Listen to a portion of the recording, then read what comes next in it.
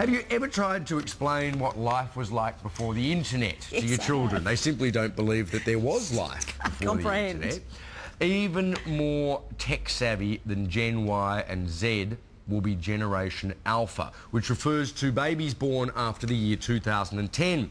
The digital natives, truly, they'll not only be able to effortlessly navigate new technology, they'll also be a generation of superior negotiators. They will be better educated, they will be wealthier and lonelier. Oh, and according to our next guest, their unprecedented access to technology will mean they are more likely to become anxious too. That's not great news for them. So how can we help our newest generation navigate the tricky road of life? Let's ask our social researcher and author, Michael McQueen. Good morning to you, Michael. Good morning, you guys. Great to have you in here.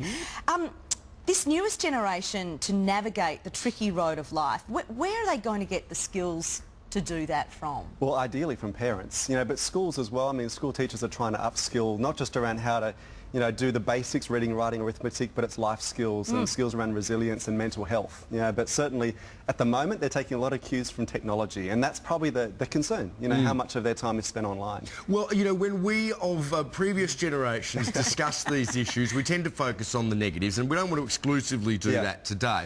However, Baroness Greenfield was in Sydney this week, the famous brain physiologist, and she says that much screen time is changing the wiring of our brains, and in doing so is making us less empathetic, more narcissistic, and unable to form, for example, sexual relations based on love. Yeah, and it's interesting too, I don't know if you saw a few months ago, Steve Jobs, it was revealed that he was a low-tech parent.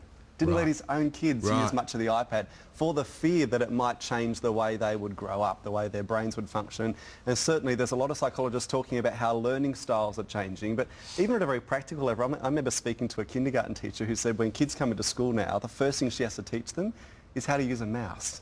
Because they'll get into the computer room and they'll often be at a desktop and they pick up this thing like, what is this? Like, how do you use it? No, really? They've spent their whole lives swiping. They'll swipe TV screens and magazines thinking they're swipeable. Yeah, I've heard stories of kids sitting there picking up a magazine and going like this, that it doesn't actually, swipe. It's when they start swiping your face as a parent, hoping to get a better parent that you've got to worry. Flick the page, I'm sick of you.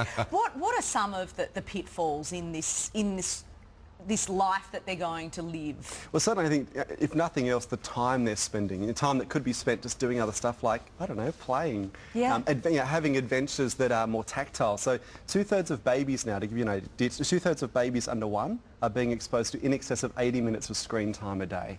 Wow. And a baby born today, by the age of 7, the expectation is they'll spend a whole year of their life in front of a screen. So 1/7 of their life at the age of 7 is spent in front of a screen. Will have been spent in front of a screen. The study tends to show, extrapolating on what we see currently, that there will be benefits to this wonderful, technology. They're going to be better educated. That stands to reason with a world of knowledge at your fingertips, though whether that translates into greater wisdom is yet to be seen. What do we base the notion on that they're going to be more diplomatic? So you think about the whole approach to parenting now and the notion of power between parent and child. So let's paint a scenario. 20 years ago, child finishes playing with toys, mum says to 3-year-old, put your toys back in the box. If I have to ask you 3 times, you're going to get a smack. Sure. Now, of course, pressure socially on mum is to say to her 3-year-old, how would you feel about putting your toys back into that? I mean, that box or any box for that matter. You just have you make a decision, we'll discuss it. And then this group, of course, from that very young age, it's all about negotiating. And so then they get into school. You're negotiating to get what you want. That's exactly right. That's right. And so even the language we use, so you talk about little people. It's almost like they're miniature versions of big people. They're just miniature adults. So expect toddlers to have the capacity for reasoning, problem solving, self-control that we used to expect of 25-year-olds. Something I want to ask you about, 40% of them will never marry. Yeah, that's interesting. That's fascinating. Yeah, look, I've got to say, this is the area where it gets dicey because, generational studies and demography often has looked retrospectively. We looked at what has happened and we look at patterns. We're starting with Generation Alpha and we did with Gen Z to look forward. Danger there, of course, is it becomes a self-fulfilling prophecy. But what this is based on is a buddy of mine, Mark McQueen, who does a lot of stuff around ABS data and projecting forward. This is looking at the way things are currently, the trajectory it's on, how many of them won't marry. So, you know, likely 40% of them will not marry. The concept of the family unit is already changing and will continue to with this group.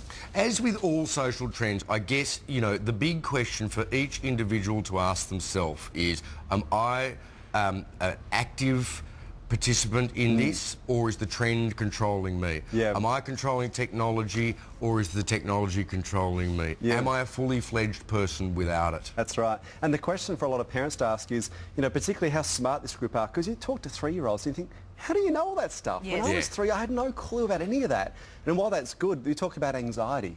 You know, you've got 3 and 4-year-olds who are having panic attacks, are stressed out about Ebola in Syria. Sure. You're 4, you should be just playing. Yeah. And so the challenge for parents is, how do you take control of this and say, well, let's just not let them go with the flow, but think, well, is this constructive? Is this helpful to their development? And set some boundaries around how much they're exposed to. When my 4-year-old was ratty the other day, I said, hey, you need a sleep. And she said, I don't need a sleep, I need some personal space.